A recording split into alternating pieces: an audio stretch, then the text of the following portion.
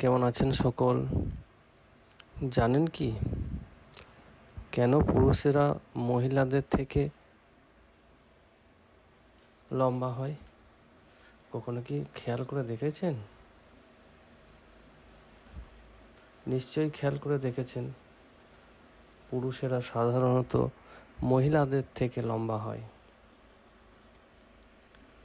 মহিলা এবং পুরুষ শারীরিক গঠনে একের অপরের থেকে আলাদা হয়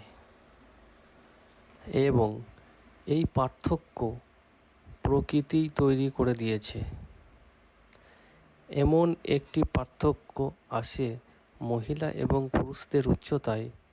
পুরুষরা সাধারণত মহিলাদের থেকে লম্বা হয়। জানেন এর কারণ কি? যদি আপনার মনেও এই প্রশ্ন এসে থাকে, তাহলে বিজ্ঞানীরা কিন্তু এই প্রশ্নের উত্তর ইতিমধ্যেই খুঁজে পেয়ে গিয়েছেন। পুরুষ এবং মহিলাদের উচ্চতায় গড়ে 5 ইঞ্চির পার্থক্য থাকে। কারণটা মূলত হরমোনের। জানেন কি?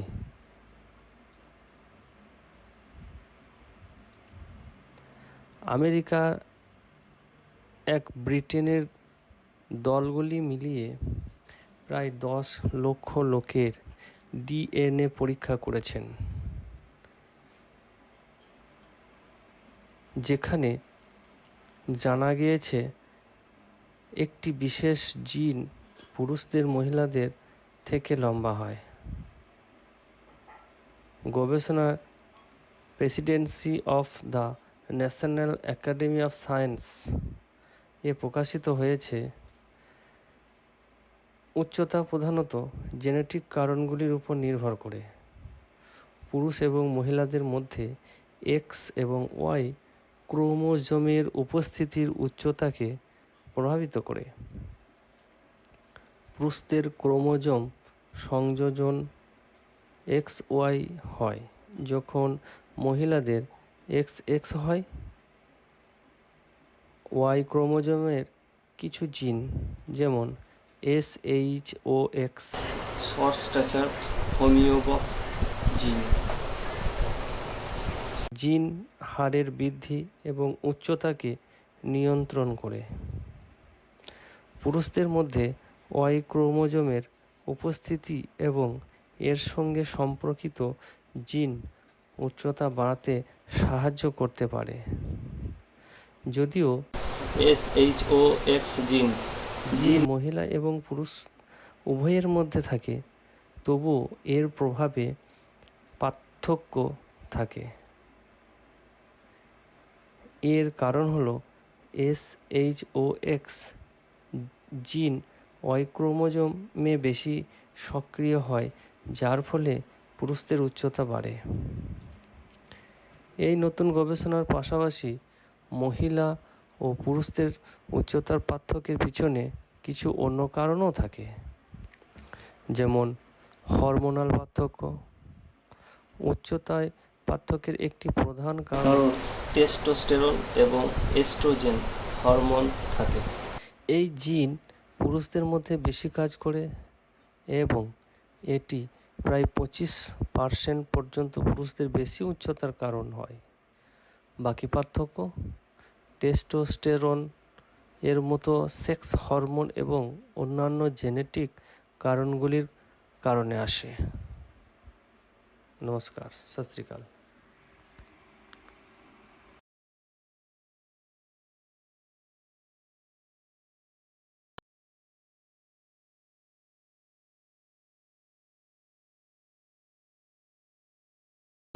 ট্রেন ছুটে চলেছে দিল্লি থেকে হাওড়ার দিকে। এসি কামরায় ঘুমোচ্ছেন যাত্রীরা, কেউই টের পাননি। এই যাত্রাপথই লুকিয়ে রয়েছে এক রহস্যময় চক্রান্ত। হতবাক রেল সুরক্ষা বাহিনী। দিল্লি থেকে আলিগড়ের মধ্যে চলছিল RPF এর মোবাইল টিমের তল্লাশি। সেই সময় নজরে আসে AC2 কোচের বাইরের রাখা 17টি সন্দেহজনক লাগেজ।